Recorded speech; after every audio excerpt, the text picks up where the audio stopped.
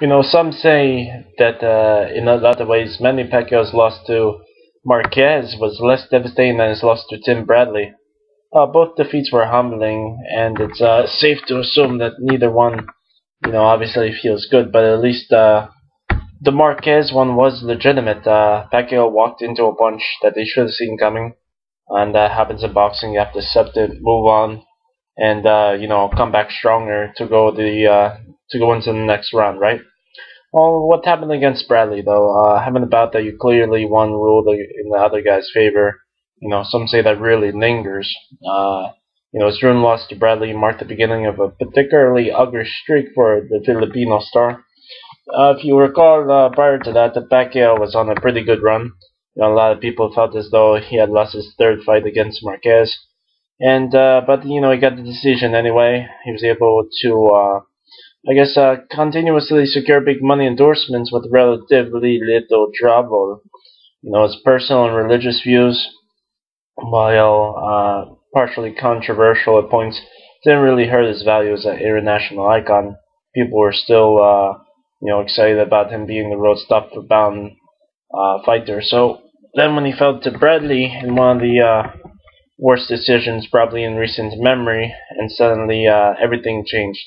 He was no longer the boxing king. He's no longer the same sort of international superstar. So he no longer got the benefit of the doubt in close fights. So he was a little bit on the decline there.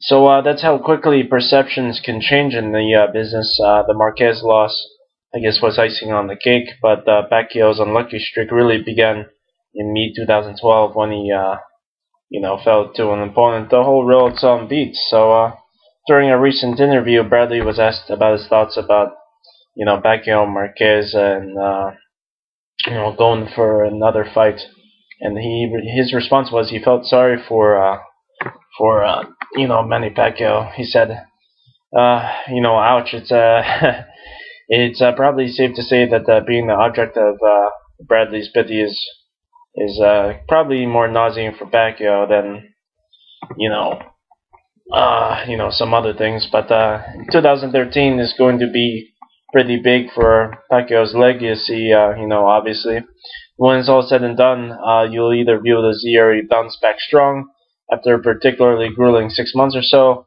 or the final nail in the coffin of his career. Now, if it ends up being the first, then the Bradley fight officially go down the history books as the beginning of the end for, one of the old-time greats.